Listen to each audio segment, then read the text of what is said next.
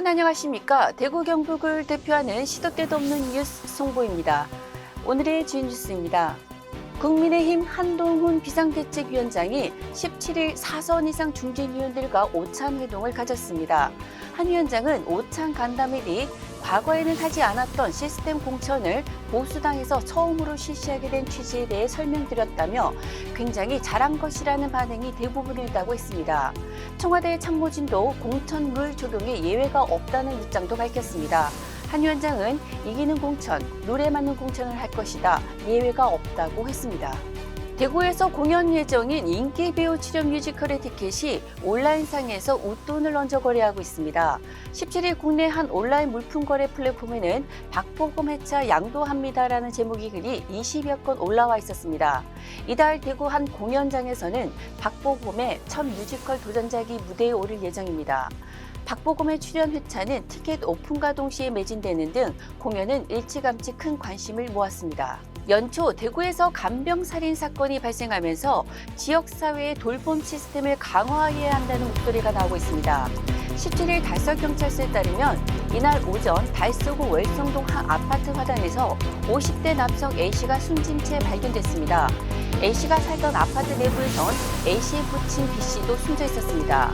경찰은 현장에서 발견된 유서등을 토대로 A씨가 치매를 앓고 있는 아버지를 살해한 뒤 극단적 선택을 한 것으로 보고 있습니다.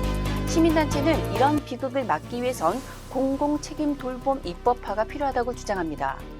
삼성 라이온즈가 내부 FA 계약을 모두 마무리했습니다. 삼성은 17일 내야수 강한울과 1+1년, 연봉 2억 5천만 원, 옵션 5천만 원 등 최대 3억 원에 계약했다고 밝혔습니다. 강한울은 삼성 라이온즈와 계속 함께 할 수 있는 기회를 준 구단에 감사드린다.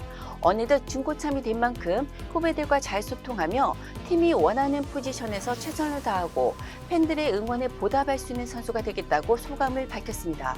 대구 남구 봉독동 고산골 공룡공원을 찾는 발길이 줄어들고 있습니다. 17일 문화체육관광부 산하 한국문화관광연구원의 관광지식 정보 시스템에 따르면 지난해 1월부터 9월까지 방문객은 16만 2,899명입니다.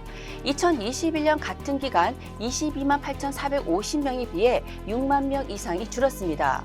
부실한 콘텐츠 탓에 관광시화되지 못했기 때문으로 분석됩니다.